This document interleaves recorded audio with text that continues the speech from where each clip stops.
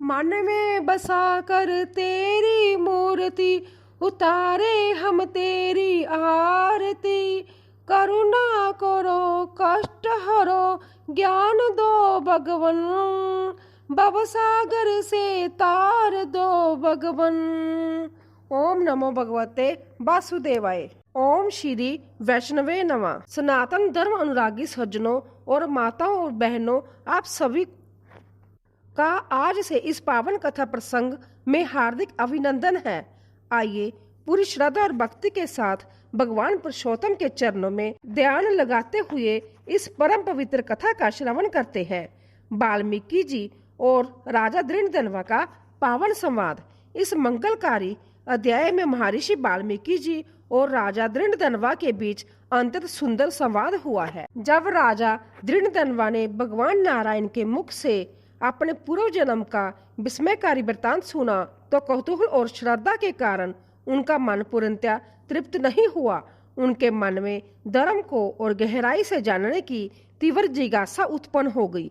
इसी कारण देवऋषि नारद जी ने भगवान नारायण मुनि से बड़े ही विनीत भाव से प्रार्थना करते हुए कहने लगे, हे महान तपोधन। जब राजा दृढ़धनवा की जिज्ञासा शांत नहीं हुई तब उन्होंने महामुनि वाल्मीकि जी से आगे और क्या क्या प्रश्न पूछे। हे सुमिति, कृपा करके वह सारा प्रसंग मुझे विस्तार पूर्वक सुनाइए, क्योंकि आपकी वाणी साक्षात अमृत के समान है। देवऋषि नारद जी के ऐसे मधुर वचन सुनकर साक्षात श्री नारायण बोले, हे नारद जी, राजा दृढ़धनवा ने परम पूज्य वाल्मीकि मुनि की बलि भांति वंदना और प्रार्थना करके जो जो प्रश्न किए और मुनि ने जो उत्तर दिए वह सब मैं आपसे कहता हूँ। आप एकाग्रचित्त होकर ध्यान पूर्वक सुनो।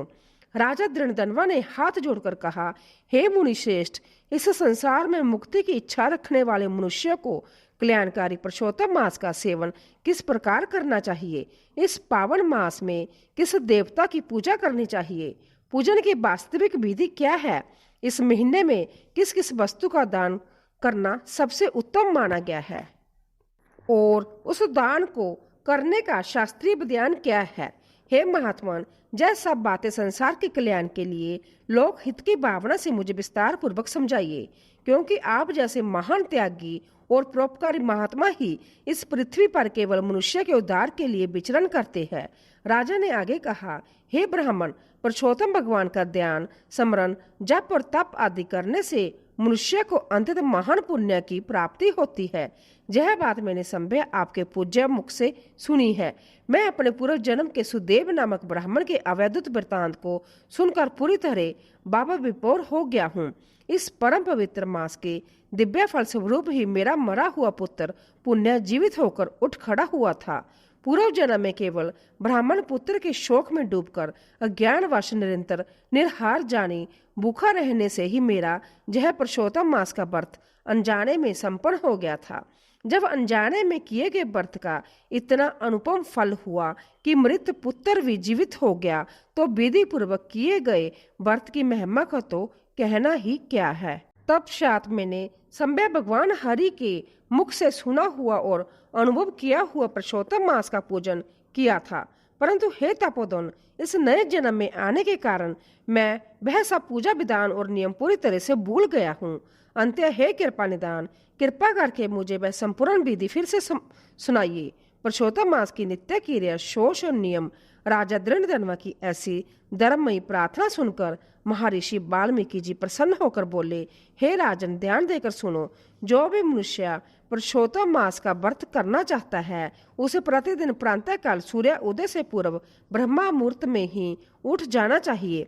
उठते ही सबसे पहले अपने इष्ट देव और ब्रह्म परमात्मा का सच्चे मन से चिंतन करना चाहिए। तत्पश्चात शोष आदि नित्य क्रियाओं से निर्वृत्त होकर अपने हाथ और पैरों को साफ जल से और शुद्ध मिट्टी से अच्छी तरह मलकर धोना चाहिए। पूरी तरह शुद्ध होने के बाद ही दातुन और कुल्ला करना चाहिए। दातुन कुल्ला करने के पश्चात ही पवित्र नदियों जा जल में स्नान करने का नियम है। मुनि श्रेष्ठ ने आगे विशेष नियम बताते हुए कहा, हे राजन, यदि आप इन पवित्र दिनों में किसी पावन तीर्थ स्थल पर निवास कर रहे हैं तो वहां की मर्यादा और शुद्धि का विशेष रूप से ध्यान रखें। इन दिनों में दातुन करते समय मन में भगवान का ध्यान करते हुए इस पवित्र मंत्र का श्रद्धा पूर्वक उच्चारण करना चाहिए। हे वनस्पति देव, आप हमारे मुख की शुद्धि के साथ साथ हमें दीर्घ आयु, उत्तम बल, कीर्ति, तेज संतान, पशुधन, साक्षात ब्रह्मा ज्ञान और तीव्र बुद्धि प्रदान करें। व्रती पुरुष को चाहिए कि वह ऐसे दातुन का चयन करे जो बिना किसी शिद्दर की हो, जिसकी लंबाई कम से कम 12 अंगुल हो, जो बबुल की हो और उसकी मोटाई हाथ की कनिष्ठिका जाने सबसे छोटी उंगली के समान हो।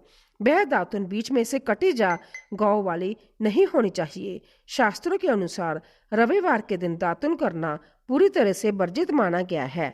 अंत्य रविवार को केवल 12 बार शुद्ध जल के कुल्लों से मुख को अच्छी तरह साफ करके आचमन कर लेना चाहिए। इसी से मुख की शुद्धि हो जाती है। दातुन के पश्चात प्रांतः काल भली भांति विधि पूर्वक स्नान करना चाहिए। शास्त्रों में स्नान के महत्व को समझाते हुए कहा गया है कि जो नदी सीधे समुद्र में जाकर मिलती है उसमें स्नान करना सबसे उत्तम और श्रेष्ठ फल देने वाला माना गया है। किसी बड़ी नदी, बावड़ी, कुआं या प्राकृतिक तालाब में स्नान करना पंडितों और विद्वानों ने माध्यम श्रेणी का कहा है, परंतु जो गृहस्थ मनुष्य है उनके लिए अपने घर में ही शुद्ध जल से स्नान करना सामान्य कहा गया है। स्नान कार्य पूर्ण हो जाने के बाद मनुष्य को हमेशा शुद्ध स्वच्छ सफेद वस्त्र ही धारण करने चाहिए। जो बुद्धिमान और सदाचारी ब्राह्मण होते हैं उन्हें स्नान के बाद अपना अगोछा हमेशा अपने दाहिने कंधे पर रखना चाहिए। प्रांतः काल की संध्या करते समय शुद्ध स्थान पर पूर्व दिशा की ओर मुख करना चाहिए और यदि सायंकाल की संध्या कर रहे हो तो उत्तर दिशा की ओर मुख करके बैठना चाहिए। अपने जांघों के मध्य दोनों हाथों को रखकर कुशा घास से बनी हुई पवित्र उंगली में पहनकर ही आचमन की क्रिया संपन्न करनी चाहिए। शास्त्रों का ऐसा नियम है कि इस प्रकार आचमन करने से वह कुशा की पवित्री कभी अशुद्ध नहीं होती, किंतु यदि उसी पवित्री को पहनकर भोजन कर लिया जाए तो वह अपवित्र हो जाती है।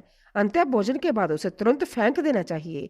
तिलक, उदर्भ पुंडर और प्रणाम की महिमा आचमन की क्रिया से अंतकरण को शुद्ध करके मनुष्य को गोपी चंदन से अपने माथे पर सुंदर तिलक लगाना चाहिए।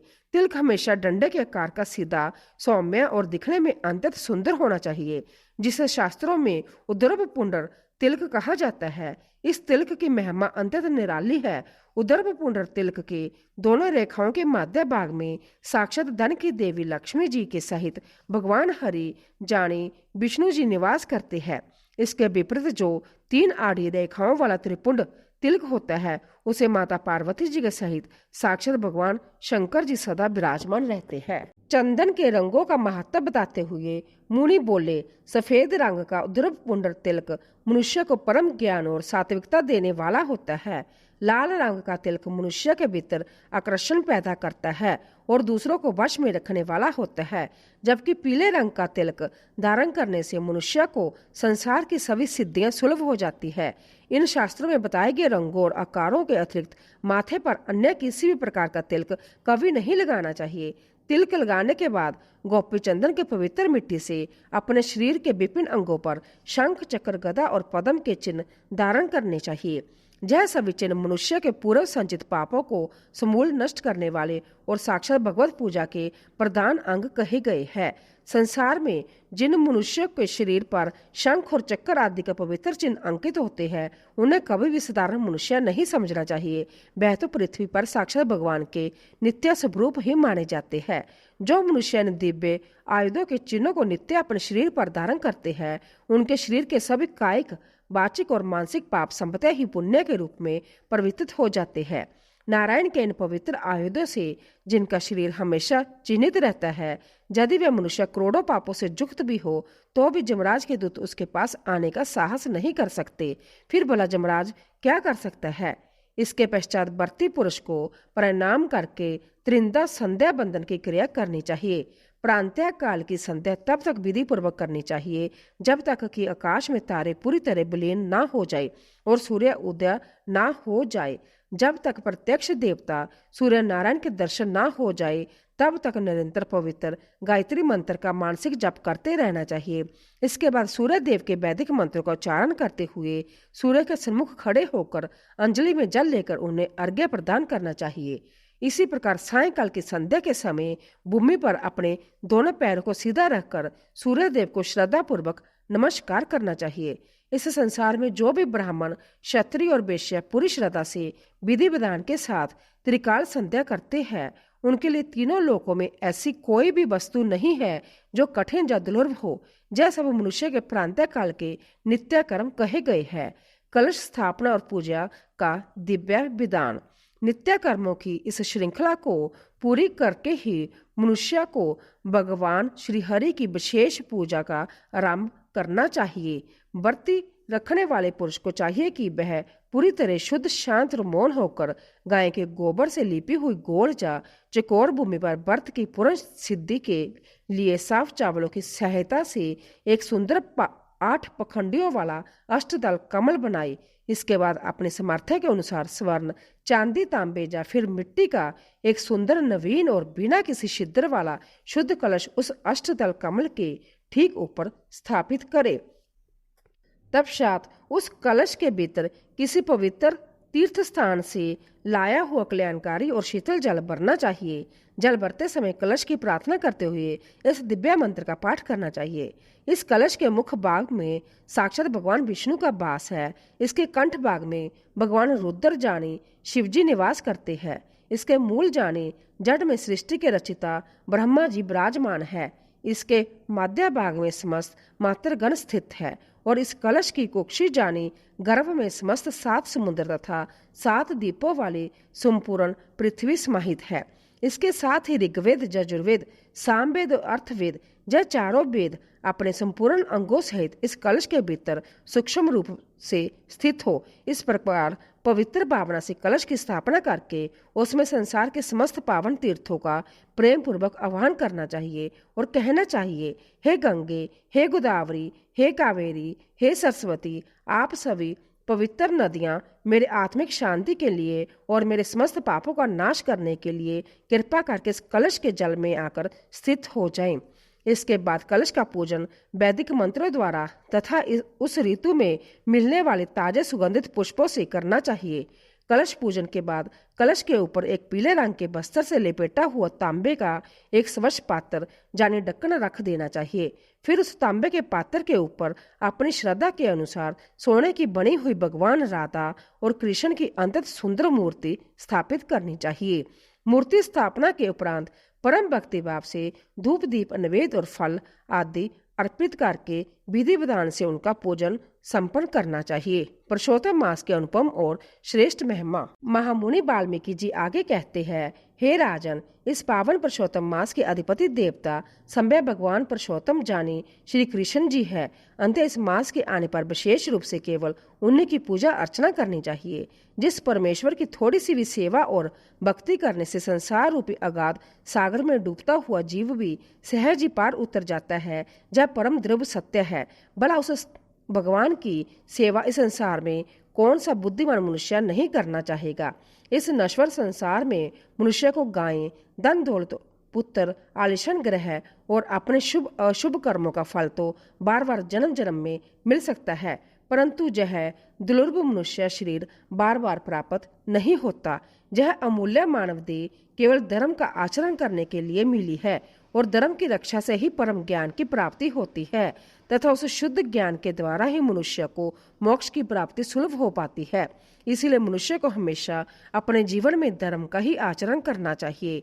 इस मानव देह रूपी वृक्ष का सबसे उत्तम और अमर फल केवल सनातन धर्म है। जो मनुष्य धर्म से हीन है, उसका यह सुंदर शरीर उस बांझ वृक्ष की भांति पूरी तरह निष्फल और व्यर्थ है, जिसमें कभी कोई सुंदर फूल या मीठा फल नहीं लगता।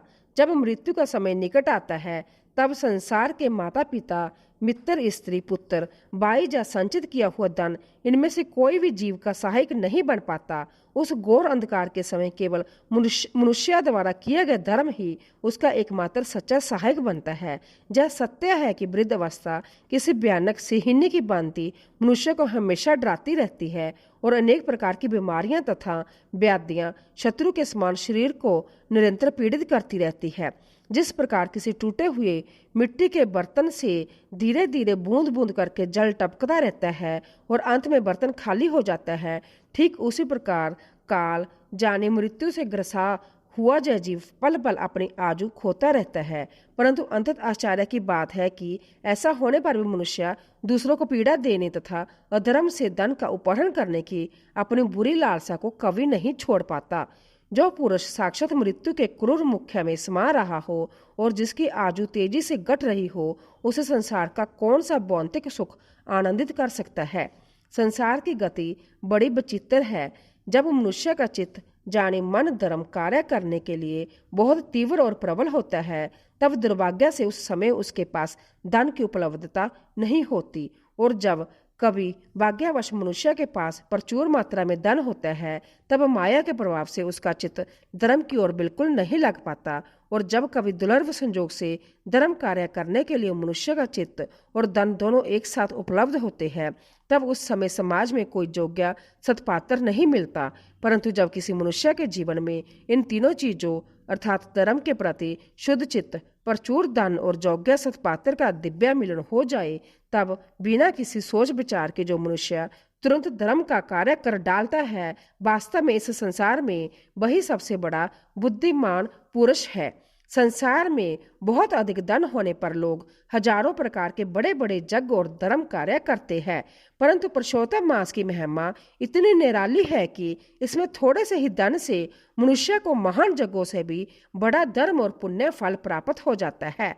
इस पावन महीने में केवल पवित्र स्नान करना, अपनी शक्ति अनुसार दान देना और भगवान की कथाओं का श्रवण करते हुए मन में निरंतर विष्णु भगवान का स्मरण बनाए रखना, यदि कोई मनुष्य इतना सा भी सद्कर्म का पालन कर लेता है तो वह उसे महान भयों से हमेशा के लिए बचा लेता है। जैसे संसार की सभी नदियों में गंगा जी ही परम श्रेष्ठ तीर्थ है, सभी गौओं में कामधेनु ही सर्वश्रेष्ठ धेनु है, सभी संपत्तियों में विद्या ही सबसे उत्तम धन है और सभी गुणों में शील ही सच्चा सौंदर्य है, वैसे ही काल चक्र के सभी 12 महीनों में साक्षात पुरुषोत्तम मास ही सबसे उत्तम और प्रधान मास माना गया है। पूर्व काल में यह महीना मल मास कहलाता था, तथापि संभव साक्षात भगवान श्री कृष्ण के नाम के दिव्य प्रभाव से यह पूरी पृथ्वी पर पुरुषोत्तम मास के नाम से अंततः विख्यात हुआ और वंदनीय हुआ। जैसे संसार के सभी प्राणियों के पैर हाथी के विशाल पांव के भीतर सहज ही समा जाते हैं, वैसे ही दुनिया के जितने भी प्रकार के दान पुण्य व्रत नियम धर्म और कलाएं हैं, वह सभी इस पुरुषोत्तम मास के भीतर संभवतः ही विलीन हो जाते हैं। संपूर्ण ब्रह्मांड में पुरुषोत्तम मास के समान कल्याणकारी कोई दूसरा पुण्य काल नहीं हो सकता। इसके अधिपति देवता संभव साक्षात पुरुषोत्तम भगवान ही है। अंत प्रत्येक मनुष्य को पूरी श्रद्धा और अटूट भक्ति के साथ पुरुषोत्तम भगवान की पूजा करनी चाहिए।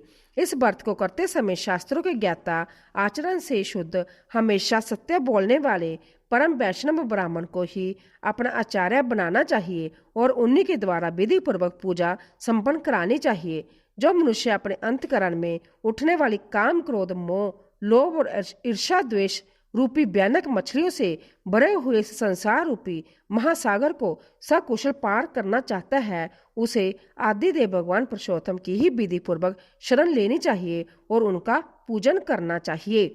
ऋषि वाल्मीकि बोले, हे राजन, अगले अध्याय में मैं तुम्हें राजा धृष्टद्युम्न को पुरुषोत्तम मास की विस्तृत और विशेष पूजन विधि बताने का प्रसंग सुनाऊंगा। श्रीमद् भागवत गीता 10वां अध्याय विभूति योग की परम पावन महात्म्य कथा। पुरुषोत्तम मास महात्म्य के इस प्रसंग के साथ ही आइए अब हम सब मिलकर श्रीमद् भागवत गीता के 10वें अध्याय का परम पवित्र महात्म्य सुनते हैं, जिसका श्रवण करने मात्र से मनुष्य के कोटि कोटि पाप नष्ट हो जाते हैं। देवों के देव महादेव भगवान शिव माता पार्वती जी से प्रेम पूर्वक कहते हैं, हे सुंदरी, अब तुम एकाग्रचित्त होकर गीता के 10वें अध्याय के महात्म्य की इस पावन कथा को सुनो। जो मनुष्य के लिए स्वर्ग रूपी ऊंचे दुर्ग में प्रवेश करने के लिए एक अत्यंत सुंदर सीढ़ी के समान है और भगवान के प्रभाव की चरम सीमा है। प्राचीन काल में पवित्र काशीपुरी नगरी में वीर बुद्धि नाम से विख्यात एक परम विद्वान ब्राह्मण रहते थे। उनका हृदय अत्यंत निर्मल था और वह मेरे प्रति जानी भगवान शिव के प्रति वैसी ही अनन्य भक्ति रखते थे जैसी कोई वेगवती नदी सीधे समुद्र के प्रति रखती है। वह हमेशा उत्तम कीर्ति का अर्जन करने में तत्पर रहते थे। उनका चित्त सदा शांत रहता था और वह किसी भी प्रकार की हिंसा, कठोर वचन तथा दुस्साहस के कार्यों से हमेशा कोसों दूर रहते थे। अपनी सभी इंद्रियों को पूरी तरह वश में रखने के कारण वह संसार के प्रपंचों से दूर रहकर हमेशा निर्वृत्ति मार्ग में ही स्थित रहते हैं। उन्होंने अपनी तीक्ष्ण बुद्धि से वेद रूपी अगाध समुद्र का पार पा लिया था और वह संपूर्ण शास्त्रों के वास्तविक तात्पर्य को भली भांति जानने वाले प्रकांड विद्वान थे। उनका चित्त सोते जागते सदा मेरे में ही ध्यान में पूरी तरह संलग्न रहता था। वह अपने मन को अंतरात्मा में लगाकर सदा आत्म तत्व का साक्षात्कार किया करते थे। भगवान शिव ने आगे कहा, हे पार्वती, उनकी भक्ति का स्तर इतना ऊंचा था कि जब वह मार्ग पर चलने लगते थे तब मैं संभव प्रेम के वशीभूत होकर उनके पीछे पीछे दौड़ता था और उन्हें कहीं ठेस न लग जाए, इसीलिए अपने हाथों का सहारा देता रहता था। भगवान की अपने भक्त के प्रति ऐसी अगाध प्रीति देखकर मेरे परम प्रिय पार्षद भृंगी ऋषि को बड़ा कौतूहल हुआ। उन्होंने अत्यंत विनीत भाव से मुझसे पूछा, हे प्रभु, इस संसार में भला ऐसा कौन सा भाग्यशाली मनुष्य होगा जिसने आपके ऐसे साक्षात दर्शन प्राप्त किए हो? इस महात्मा ने अपने जीवन में ऐसा कौन सा महान तप किया है, कौन सा हवन किया है, या किस मंत्र का ऐसा उग्र जप किया है कि संभव आप इनके पीछे पीछे चलकर पद पद पर इनके हाथों का सहारा देते हैं? कृपया करके मेरे इस संदेह को दूर कीजिए। भृंगी ऋषि का जयप्रेषण सुनकर मैंने मुस्कुराते हुए इस प्रकार उत्तर देना आरंभ किया, हे भृंगी, सुनो, एक समय की बात है, मैं घने वन के भीतर चंद्रमा की अमृतमयी शीतल किरणों से धुली हुई अंतत स्वच्छ भूमि पर एक सुंदर वेदिका का आश्रय लेकर विश्राम कर रहा था।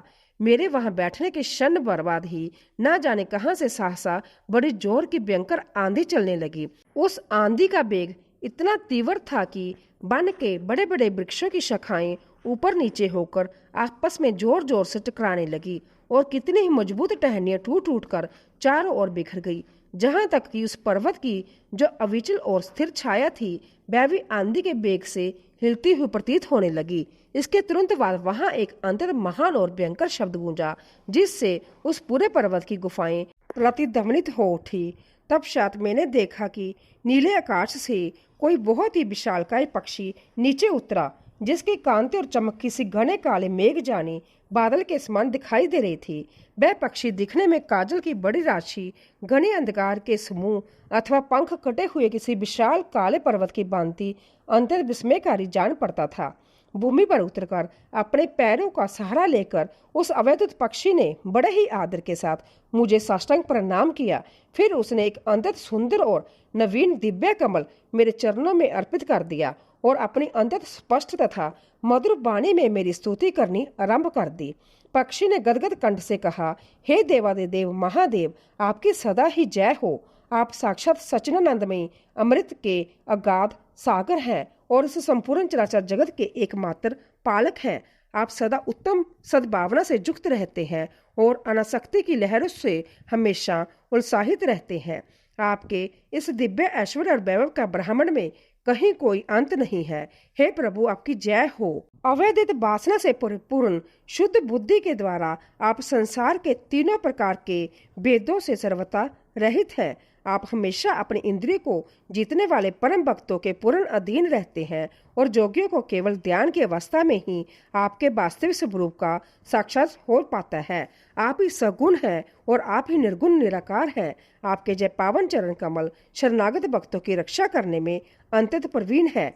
अपने भयंकर तीसरे नेत्र की महासर्प जैसी विषैली ज्वाला से आपने साक्षात कामदेव को भी क्षण भर में भस्म कर दिया था।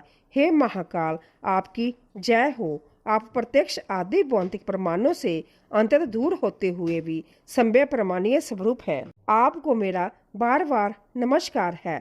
इस चैतन्य जगत के स्वामी तथा त्रिभुवन का रूप धारण करने वाले साक्षात सदाशिव, आपको मेरा बार बार प्रणाम है। मैं श्रेष्ठ जोगी द्वारा निरंतर पूजित आपके उन चरण कमलों की वंदना करता हूँ, जो मनुष्यों को इस अपार पाप रूपी संसार समुद्र से पार उतारने में अभेद्युत रूप से शक्तिशाली है।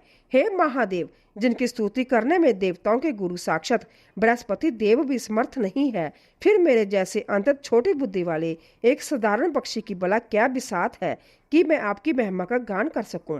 भगवान शिव बोले, हे पार्वती, उस अवैध पक्षी के द्वारा किए गए इस अंतत सुंदर और ज्ञानमय स्तवन को सुनकर मुझे बड़ा कौतूहल हुआ।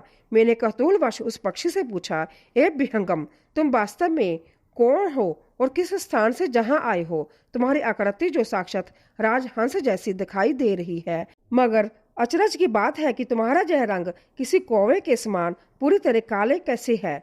तुम जिस भी विशेष प्रयोजन को लेकर जहां आए हो, वह सब मुझे सत्य सत्य बताओ। मेरी इस वाणी सुनकर वह पक्षी अंतत विनीत स्वर में बोला, हे विवेकशील प्रभु, आप मुझे साक्षात सृष्टि के रचिता ब्रह्मा जी का वाहन राजहंस जानिए। हे दुर्योटी जी, जिस कर्म के दोष से मेरे सुंदर श्वेत शरीर में इस समय यह भयानक कालिमा आ गई है, उसे हे प्रभु आप ध्यान पूर्वक सुनिए। जब भी आप सर्वज्ञ हैं, अंतर्जामी हैं, अंत आपसे संसार की कोई भी बात छिपी नहीं है। तथापि यदि आप मुझसे पूछते हैं तो मैं आज्ञा का पालन करते हुए सब सच बताता हूँ। इस सौराष्ट्र देश के नगर के पास एक अत्यंत विशाल और सुंदर सरोवर स्थित है, जिसमें हमेशा सुंदर कमल लहलाते रहते हैं। एक दिन उसी सरोवर में से बाल चंद्रमा के टुकड़े जैसी सुंदर स्वच्छ और श्वेत रंग की मृणालो जानी कमल की डंडियों के ग्रास लेकर मैं बड़ी तीव्र गति से नीले आकाश में उड़ रहा था। उड़ते उड़ते सासा ना जाने क्या हुआ कि मैं चक्कर खाकर वहां से सीधे भूमि पर आ गिरा। जब कुछ समय बाद मुझे होश आया और मैंने अपने इस तरह अचानक गिरने का कोई प्रत्यक्ष कारण नहीं देखा, तो मैं मन ही मन अंतत दुखी होकर सोचने लगा, आहो, यह आज मुझ पर कैसा भारी विपत्ति का पहाड़ आ पड़ा है। आज मेरा ऐसा अधपतन कैसे हो गया? पके हुए सफेद कपूर के समान चमकने वाले मेरे इस अंतत श्वेत शरीर के अचानक यह कोवे जैसी कालिमा कहाँ से और कैसे आ गई? मैं इस प्रकार अंतत विस्मित और चिंतित होकर अभी मन में विचार ही कर रहा था कि तभी उस पोखरे के भीतर खिले हुए कमलों के माध्यम से मुझे एक अंतत मधुर और दिव्य आकाशवाणी सुनाई दी। हे अंश, तुम निराश मत हो, उठो। मैं तुम्हारे इस प्रकार अचानक आकाश से गिरने और शरीर के काले होने का वास्तविक कारण बताती हूँ। उस दिव्य वाणी को सुनकर मैं तुरंत उठा और सरोवर के बीच में गया। वहां मैंने 5 सुंदर कमलों से युक्त एक अंतत विस्मयकारी कमलनी को देखा। मैंने आदरपूर्वक उसको प्रणाम किया, उसकी 3 बार परिक्रमा की और फिर अपने इस पतन का सारा कारण पूछा। मेरी प्रार्थना सुनकर वह कमलनी बड़े ही आदर से बोली, हे हंसराज, सुनो। पूर्व काल में एक बार तुमने आकाश मार्ग से जाते समय भूलवश एक ऐसे ऊंचे पर्वत के ऊपर से अपनी उड़ान भरी थी, जहां साक्षात भगवान शिव की परम पावन कथा का वाचन हो रहा था। उस समय तुमने अनजाने में उस शिव कथा की घोर अवहेलना की और मर्यादा का उल्लंघन करके उसके ऊपर से निकल गए। इसी भयंकर अपराध और पाप के परिणाम स्वरूप आज तुम्हें अचानक इस पृथ्वी पर गिरना पड़ा तथा इसी के कारण तुम्हारे सुंदर श्वेत शरीर में यह कोयले जैसी कालिमा दिखाई दे रही है। तुम्हें इस प्रकार अचानक कष्ट में गिरा देखकर मेरे कोमल हृदय में तुम्हारे प्रति दया की भावना भर आई है। और सुनो, इस समय जब मैं इस माध्य कमल के मुख्य द्वारा तुमसे बात कर रही हूँ, तो मेरे मुख से निकली हुई इस दिव्य सुगंध को सूंघकर ही सरोवर के 60,000 बोरे तुरंत मुक्त होकर सीधे स्वर्ग लोक को प्राप्त हो गई है। हे पक्षीराज, जिस पुण्य और कारण से मुझ में आज इतना महान वैभव और ऐसा असीम प्रभाव आया है, उसे मैं तुम्हें बताती हूँ। तुम ध्यान पूर्वक सुनो। इस वर्तमान जन्म से पहले अपने तीसरे जन्म में मैं इस पृथ्वी लोक पर एक परम पूज्य ब्राह्मण के घर में कन्या के रूप में उत्पन्न हुई थी। उस समय मेरा नाम सरोज बदना था।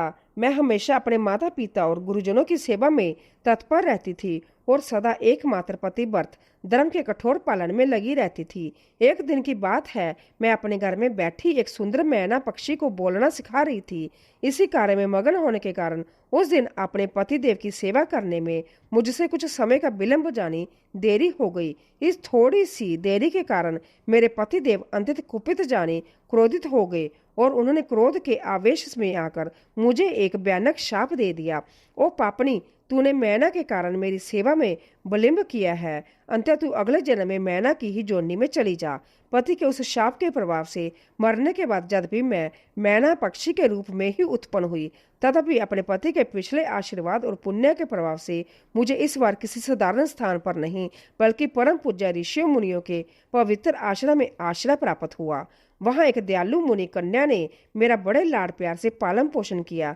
मैं जिस ऋषि की कुटिया में रहती थी वह परम ज्ञानी ब्राह्मण प्रतिदिन प्रातःकाल नियम से साक्षात भगवान श्री कृष्ण के विभूति जोग नाम से प्रसिद्ध श्रीमद् भागवत गीता के 10वें अध्याय का परम पावन पाठ किया करते थे। मैं भी उस पिंजरे में बैठकर उस पापहारी दिव्य अध्याय को बड़े ध्यान और श्रद्धा से प्रतिदिन सुना करती थी। हे विहंगम, जब मेरा समय पूरा हुआ तो मैं मैना का वह पक्षी शरीर छोड़कर केवल उस गीता के 10वें अध्याय के श्रवण महात्म्य के अवैधुत पुण्य फल से सीधे स्वर्ग लोक में जाकर एक परम सुंदर अप्सरा के रूप में उत्पन्न हुई। वहां मेरा नाम पद्मावती रखा गया और मैं साक्षात लक्ष्मी जी की सबसे प्रिय सखी बन गई। एक दिन मैं अपने दिव्य विमान पर बैठकर आकाश मार्ग से सैर कर रही थी, तभी अचानक कमलों से सुशोभित इस अत्यंत रमणीय सरोवर पर मेरी दृष्टि पड़ी। इसकी सुंदरता देखकर मेरा मन ललायित हो उठा और मैं विमान से नीचे उतरकर इस सरोवर के शीतल जल में अपनी सखियों के साथ जल क्रीड़ा करने लगी। उसी समय दुर्भाग्यवश वहां परम क्रोधी दुर्वासा मुनि का अचानक आगमन हुआ। उन्होंने मुझे जल में वस्त्रहीन अवस्था में क्रीड़ा करते हुए देख लिया।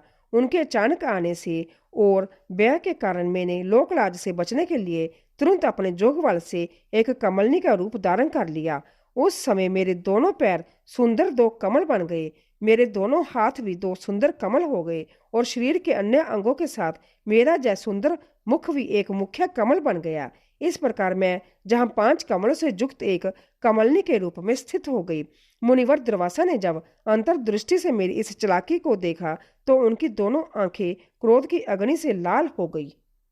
वह अंतर तमताए हुए स्वर में बोले, ओ पापनी, तूने मेरा अनादर किया है। अंत्य तो इस कमलनी के रूप में अगले 100 वर्षों तक इस सरोवर में अचेतन पड़ी रहेगी। यह भयानक शाप देकर वह मुनि क्षणभर में वहां से अंतर्धान हो गए। परंतु हे हंस, गीता के उस 10वें अध्याय के नित्य श्रवण के महात्म्य के प्रभाव से कमलनी होने पर भी मेरी बोलने की शक्ति और दिव्य वाणी कभी लुप्त नहीं हुई। मुझे आकाश मार्ग से लांघने के मात्र एक छोटे से अपराध के कारण ही आज तुम इस पृथ्वी पर गिरे हो। हे पक्षीराज, जहाँ खड़े हुए तुम्हारे सामने ही आज मेरे उस भयानक शाप की पूरी निवृत्ति हो रही है, क्योंकि आज मैं पूरे 100 वर्ष समाप्त हो गए हैं। अंत्य मेरे द्वारा गाए जाते हुए उस परम उत्तम और पावन गीता के 10वें अध्याय को तुम भी इस समय ध्यान पूर्वक सुन लो। इसके पवित्र श्रवण मात्र से तुम भी अपने सभी पापों से मुक्त होकर आज ही दिव्य गति को प्राप्त हो जाओगे। यह कहकर उस पद्मनी ने अंत स्पष्ट और मधुर वाणी में श्रीमद् भागवत गीता के संपूर्ण 10वें अध्याय का पाठ किया और पाठ समाप्त होते ही वह तुरंत शाप से मुक्त होकर अपने दिव्य अप्सरा रूप में स्वर्गलोक को चलेगी। उसे सुनने के बाद उसी के द्वारा दिए गए इस उत्तम कमल को लाकर मैंने आपके इन पावन चरणों में अर्पण किया है। भगवान शिव ने आगे कहा, हे भृंगी ऋषि, इतनी पावन कथा सुनाने के तुरंत बाद उस अवैधुत पक्षी ने भी मेरे सम्मुख ही सहसा अपने उस काले पक्षी शरीर का परित्याग कर दिया। यह वास्तव में एक अत्यंत विस्मयकारी घटना थी।